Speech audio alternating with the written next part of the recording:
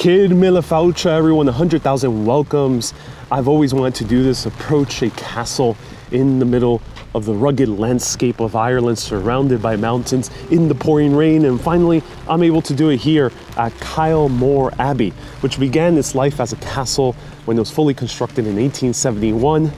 And then it became an abbey by the 1920s, part of the Benedictine order. Let's walk inside, let's explore the abbey, see what is there to see, enjoy the exhibitions, and enjoy the pouring rain. Right now we're surrounded by mountains, about like 40 minutes to about 50 minutes away from Galway, and ooh, it's fierce up here. I'm so excited for this. Join me, everyone. I will be washing the lenses soon, bear with me. Soon we're gonna go into nice and dry castle. Maybe the peat is firing up. So I gotta clean the lens, so I hope you don't mind filming this all in one take. So Kylemoore Abbey started its life as a castle in 1871 when it was completed by Mitchell Henry.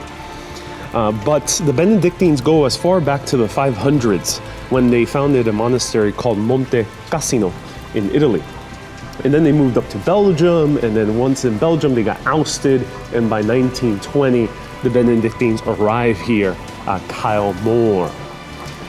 Subsequently, school opened here as well. There was a huge fire, and unfortunately the school closed by 2010. And then here we have the foundation stone of a new monastery that they laid here. There's a few nuns that still work here, so let's walk inside. Okay, I gotta put on a face covering. With these museums, face coverings are still requisite. This is going to be exclusive for Super Urbanists, so thank you everyone so much for lending your support. I'm so hyped to show you this.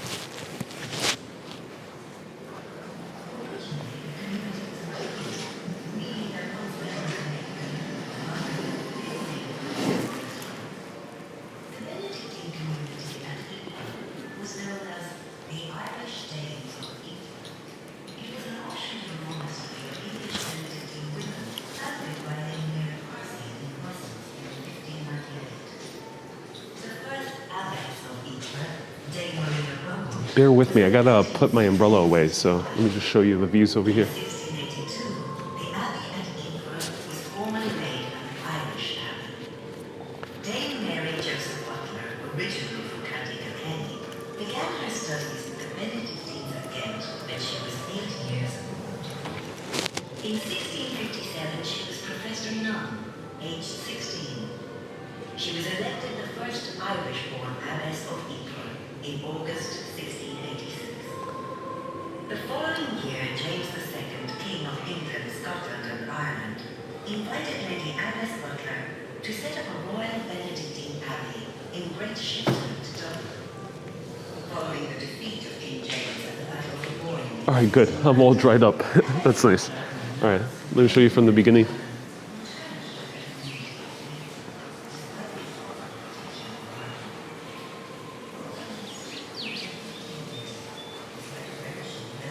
Here are the nuns, them working. It's a making table. Commit your life to the Lord, trust in Him, and He will act. By Abbess Mara Osteen. And the city suffered widespread destruction under the German advance. Cut off from the outside world, the nuns were entirely dependent on Out of the ashes, in 1915, Reverend Henry Lee Gill, a Jesuit priest stationed in France, traveled to Belgium. He climbed through the rubble of the ruined monastery and received the precious items from the cellar. Wow. All right, let's watch the video, get a little bit of context. And those told us by the ever-approaching sound of firing that the danger was steadily increasing for the brave little town of Ypres. Despite the danger and anxiety, we strove to keep up the religious life. usual hours. Instead of distracting us, the roar of the battle only made us lift up our hearts with more fervor to God. With meticulous care and planning, they gathered their most treasured possessions and hid them behind a sealed-up wall in their cellar. For her safety, it was decided to send their incapacitated abbess, Abbess Scholastica Berger, to Poperinghe, west of Ypres. It was the first time in 60 years that the abbess had stepped outside the walls of the abbey. We went about looking, perhaps for the last time, at the dear old scenes, which we had thought to leave only when death should knock at our door. Oh dear, what a sensation. Happy prisoners for so many years, we now found ourselves in the streets. On the 6th of November 1914, the rest of the community, led by their prioress, Kylemoore Austin, joined the abbess at Poperinghe, but their journey was far from over. The Irish Danes of Ypres arrived in Oulton Abbey, Staffordshire, in England, in November 1914. In February 1916, they travelled to Ireland and took up residence in Merton House, Machine, County Wexford. No one, save those who suffered as we have suffered, can realize the joy which we experienced in finding ourselves once more in the calm and quiet of monastic life. Fortunately, the nuns were soon reunited with some of their valuables, which were rescued by a Jesuit priest, Henry V. Gill. Reverend Gill visited the ruined abbey in 1915 and found most of the nuns' possessions had survived and were safe. These included vestments, a tabernacle, ecclesiastical vessels, and several other items, some of which can be seen here today. After a short stay in Wexford, on the 30th of November 1920, the nuns took possession of Kylemoore Castle, where they finally settled. According to the nuns' own testimony, the lit-up castle made a powerful first impression when they finally arrived on the night of the 3rd of December 1920. There it is. We peered out in the darkness and saw one glow on the foot of a mountain. In a short time, the first motor, in which was Lady Abbess, drove up on the terrace, and the big bell rang from the tower as the nuns with Lady Abbess entered the house. On the 1st of March 1921, Kylemoore Abbey became the first Benedictine monastery established in Ireland since the Reformation. Oh, wow. Fascinating. So it's a Benedictine monastery. Look at this old flag of the Romillies. I'm not sure how to pronounce that. It is said that the flag was captured by the Irish Brigade from a British regiment at the Battle of Ramillies in 1706.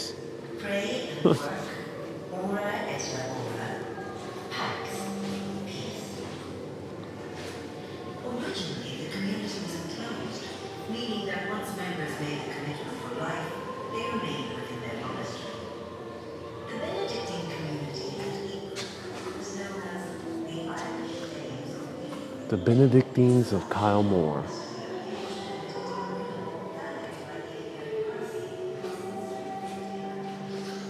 On March 1st, 1921, the rights and privilege of the Abbey and the Ypres were transferred to Kylemoore Abbey, making it the first Benedictine monastery established in Ireland since the 1600s. Right over here. Here's a school.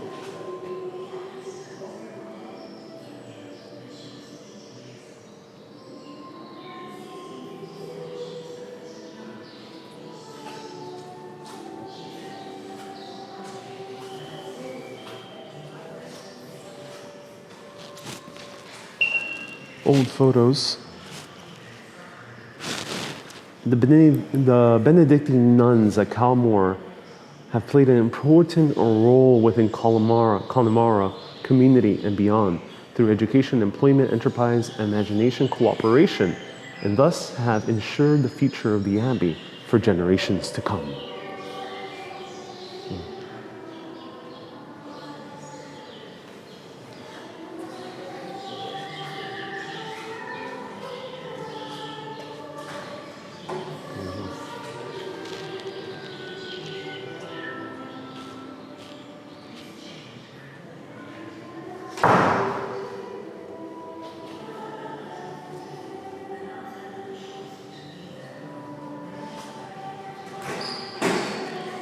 There's a school uniform.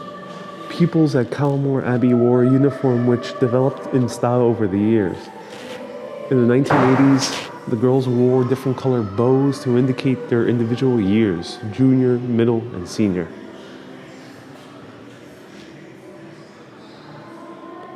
I used to like at school, there was a little library which I loved and had very little access to books while I was young. It says Eileen Keene from the 1930s.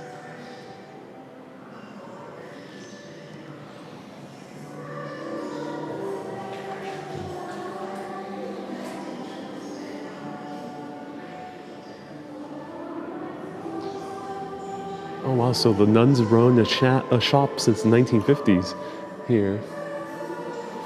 All right, let's learn about the Henry family. So the original purpose of this building is it's a castle for residents. They kind of double. Castles are both residence and fortified. 1867. When you come to the castle at night, Oh wow, scarcely can imagine we would be serving our guests with grapes, it's beautiful. melons, and nectarines and bananas grown here That's amazing. in our very own glass houses in Kylemoore. And the gates have me several beautiful sermons we got this morning. Mitchell Henry, born in We dined 1826. like kings, Mitchell. I often think of the builders and the craftsmen who worked on our home. Knowing so many people benefited from all we enjoy here in Kylemoore, And they will benefit Margaret for Henry. years to come, Mum. I do hope so. With you fighting for change at Westminster. It is admirable to think of you standing up to all those men in Parliament representing the people of Galway. It falls on deaf ears, Margaret, but I shall not be silenced. I think you need a break from politics. Think of Egypt, my dear. I have life. The family are getting rather excited. There's so much to prepare before we start. I simply can't imagine cruising down the Nile and exploring the Valley of the Kings. You won't have to. We'll be there soon enough. Only a few months now.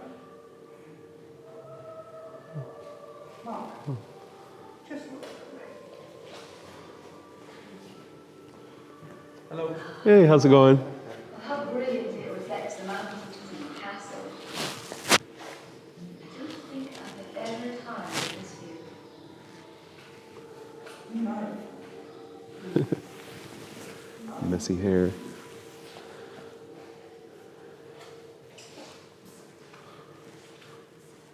Take a seat. What? I could take a seat? Oh, this is cool. In 1866, Mitchell Henry purchased Kylemoore Lodge, where the Abbey now stands, at 9,000 acres of land. By the time Kylemoore Castle was completed in 1871, the estate covered approximately 13,000 acres, encompassing the gardens, farmland, lakes, rivers, mountains, and several substantial buildings. This is kind of cool. This is the first time I encountered like a house museum where you can sit on one of the pieces of furniture that's not a bench. My dear Mark. Oh yeah, You said The one absorbing passion of the Irish heart is for the preservation of its there's sound. nationality. I see. And if our fellow subjects in England and Scotland desire to find the key to explain the course of Irish politics from the earliest times, they must take it to their minds that this sentiment is undying and inextinguishable, and breeds, moreover, as strongly in those who have only a few hundred years of Irish descent as it does in the original Celtic population. That's so cool. I did not see that coming. This is a comfy chair, I must say. I could get used to this. Rents have been raised in late years. Okay. They will have to come down. But the tenants cannot continue to pay them. And all the tenants, whether low rented or not, must be given security of tenure, with fair rents ascertained, if necessary, by arbitration, and the right of freely selling their interest. I have no doubt whatever that out of the present evils which have fallen so hardly on us, great and permanent good will come to all. A famished and starving cannot be neglected. And our self-complacent rulers in England will find nature herself is fighting on our side. I consider it is the duty of a landlord to share in the unavoidable losses arising from bad years, for which none of us are to blame. And I will therefore allow to each of my agricultural tenants the remission of the whole of the present half-year's rent, such as this arrangement will tide us over our difficulties. And I confidently rely on your preventing the accumulation of arrears, which are simply destructive to the happiness and well-being of all concerned. It is admirable to think of you standing up to all those men. The money which you take from Ireland, you spend in England on your manufacturing. I'm about to sit up and then suddenly it starts playing again. Little or nothing of it to Ireland. You take capital from a poor and struggling country and add it to the capital of Great Britain. Yeah. I ask you to look in a wise and statesmanlike manner and see if some portion of that amount, which you raise in Ireland every year, might not be laid out for the benefit of that country, as you lay it out now for the benefit of England. All right, the chair stopped talking. Super comfy. Wow, that's amazing. Now I want one of these chairs and I want this wallpaper.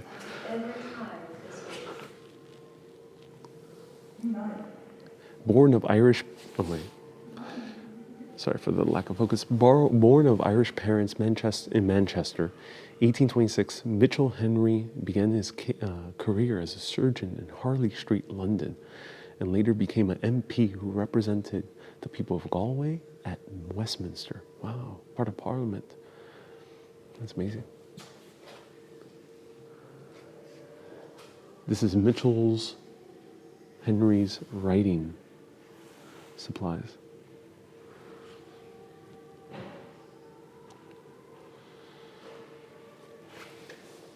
Beautiful sofa, look at that. Great design. And here's the view. My dear Margaret. Oh, wow.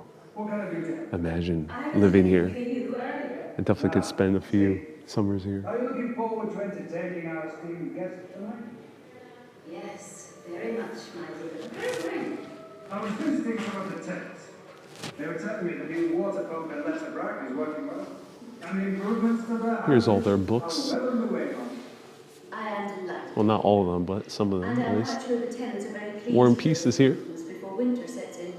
And I stopped by the school to see how Dostoevsky, the idiot. That's funny.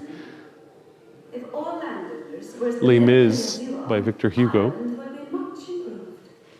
Ireland had its own parliament. We could do what we've been doing on the estate throughout the country. Just So this is the map of the castle. And we're right over here. I'm only sorry I have to be so often in Westminster needing you to run. It is of course a problem. I see you as entirely capable of making all decisions in mind. But I do miss my dear family so. The journey is so tight. I am so pleased to be back. Okay. I only have so much time, so I gotta skim over. There's a walled garden as well, which you can take the tour. I don't have enough time to do both of them because I'm on the bus tour. The Gillies tells me several beautiful salmon have been caught this morning. We dine like kings, Mitchell. Oh, look, the royal bathroom. That's cool. That looks like a comfy toilet. A little sink as well. This seems to be like the guest bathroom or toilet. Beautiful wooden furnishing. So now here we see the house.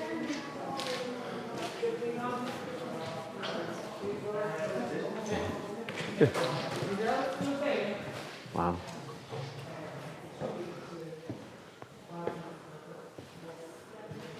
That's amazing.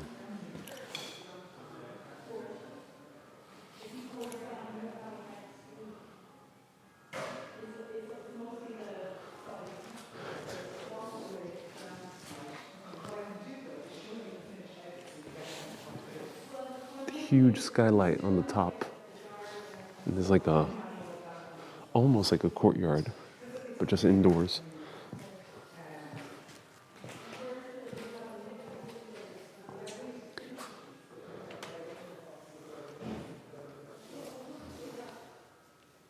Here they are, the Mitchells.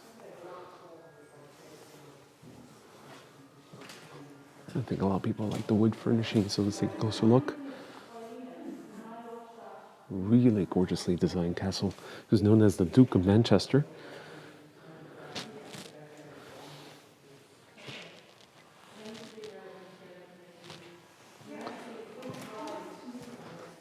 So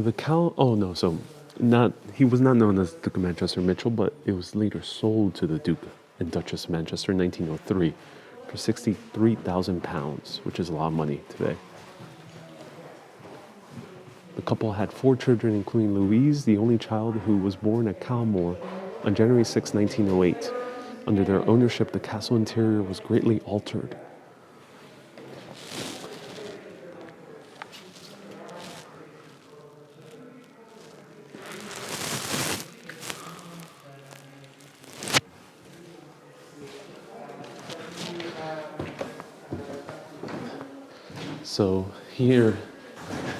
So the Mitchells moved out, the Dukes and Duchess of Manchester moved in. They didn't live here too long though.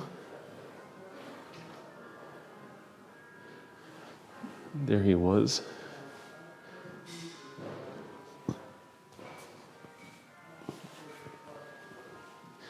And he was married to an American. Oh.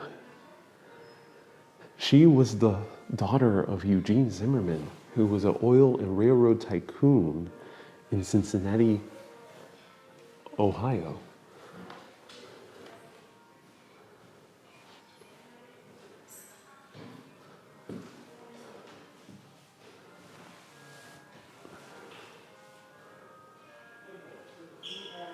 Over the years, they had a lot of people who called this place home. Queen Salote, part of the mispronunciation, of Tonga. We have the leader, Irish leader.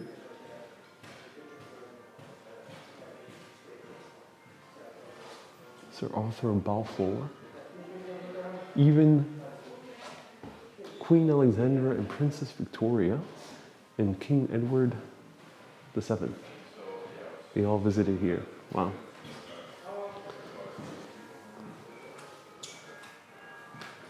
We even had a Turkish bath here at Kylemoore.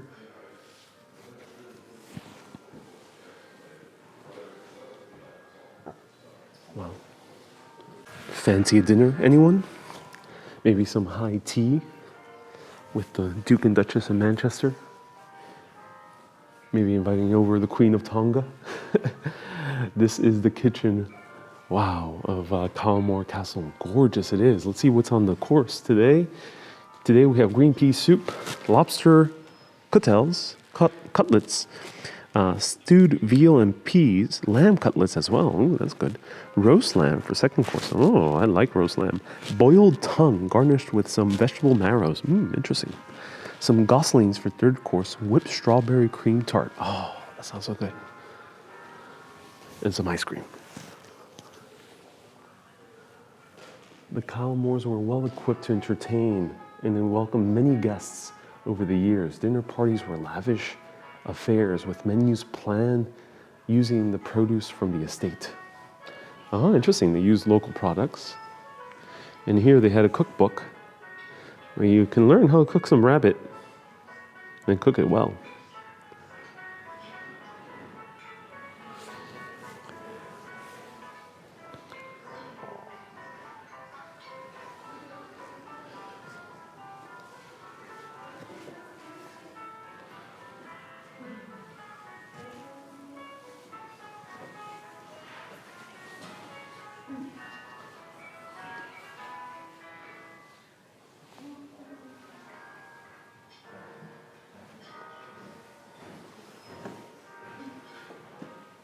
So here's where they would serve the hot food, but they would have it warmed up right over here just so it doesn't get cooled down, coming all the way up from the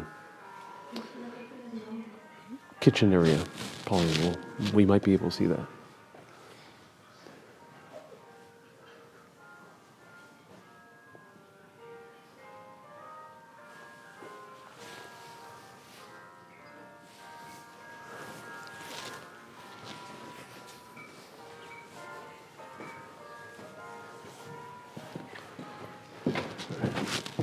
All right, let's go downstairs. Oh, it's warmer here. And this should be the parlor, maybe. Let's see. I like these chairs.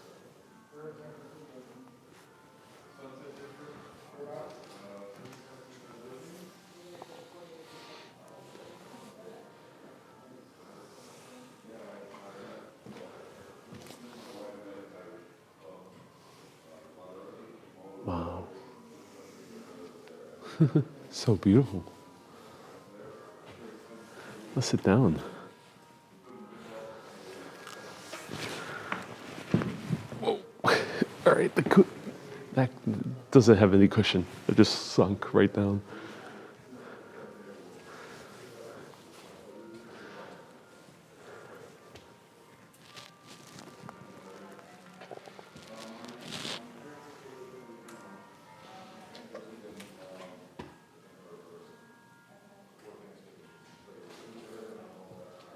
So here are the other people who lived here.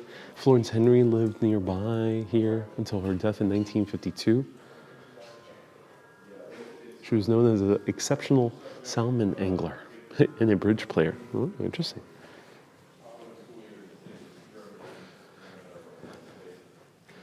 Here's some old photographs taken by Alexander Henry, who was a talented photographer. And he had his own darkroom here in the estate. And we gotta zoom in here so we can see, but these are the negatives. And they still have a pretty large archive of his photographs here. Probably one of the earlier photographs taken. And this is the wedding dress worn by Geraldine Henry on her wedding in 1887. And the camera would have taken those photographs. This was a rich costume of ivory bengaline, the front of the skirt and bodice being richly draped with natural exquisite Brussels lace. Let's zoom in. Blossoms all sent by her sister from Algiers. Her ornaments consisted of a magnificent diamond necklace, the gift of her father, and a diamond star from the bridegroom. Wow, diamond star. That's amazing. Beautiful.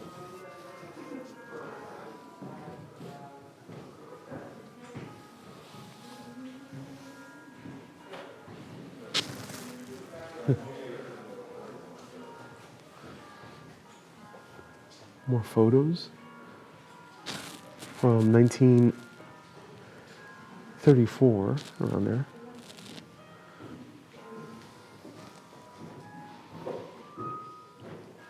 Little play horses, very popular for little kids. Let me know if you grew up with one of these.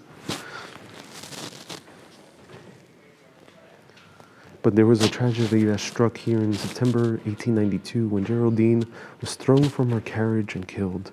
Her baby daughter and nanny, who was traveling with her, survived the accident. Oh, that's so sad. So poor Geraldine, who got married in that wedding dress, died at a very young age. Luckily, her baby daughter survived. She was the third daughter of the Henry family. And she married another American, Edward Hooker Gilbert of Ware, Massachusetts in 1887.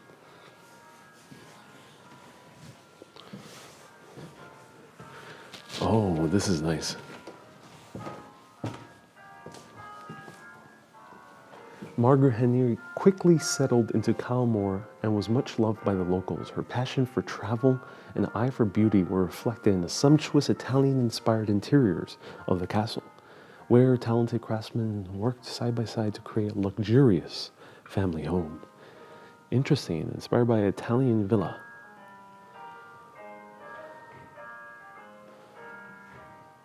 A gorgeous room.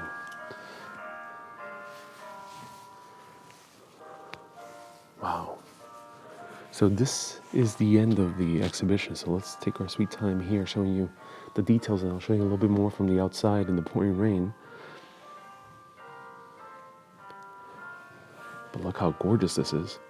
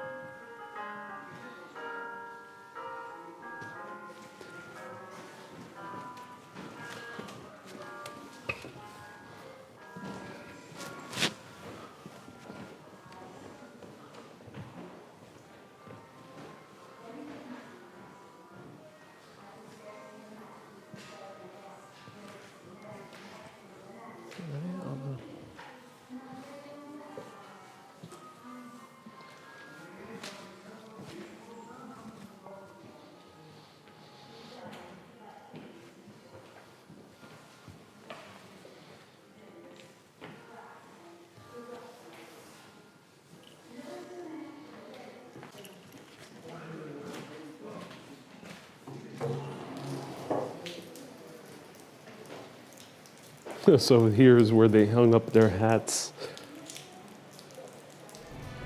And this is the entire estate. Right here is huge.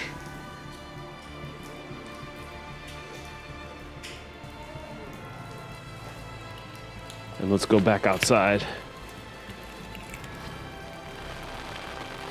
Well, now it's raining very heavily.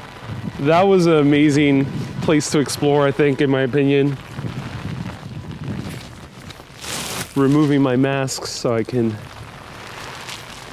breathe here outside and look at this, the castle from the outside.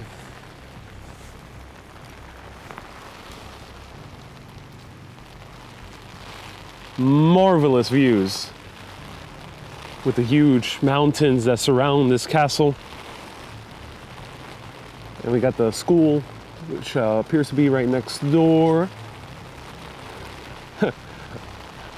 I'm actually really happy that I came here in the rain. And that was Kylemoore Castle, everyone, turned into Abbey. So Kylemoore Abbey is the official name. We have some waterfalls there in the distance of the mountain. There you go. Gentle, rolling waterfalls. A little bit more views of the landscape. Pretty high up mountains here. The rest of Ireland is way more rugged, so there's a lot more to see here in terms of landscapes. That's what I really love about this area of Ireland. And we have the lake right in front. Epic, epic views, everyone. Thank you so much for tuning in. This was a tour of Kylemoore Abbey. Highly recommend coming here. I went on a bus tour. I have 2 hours. It feels like sufficient time to at least see the castle and potentially even the gardens. But if you really love castles, maybe even consider coming here on your own if you're driving and you can spend even more time. This is an amazing experience. I love that I came here in the rain. I would say if it's raining, don't let that deter you. Everyone, thank you so much for being a supporter on this broadcast. It just started soaking. So keep being awesome and always keep on exploring. Have a great day, everyone, from Kylemoore Castle / Abbey. Slangafol. Slangafol.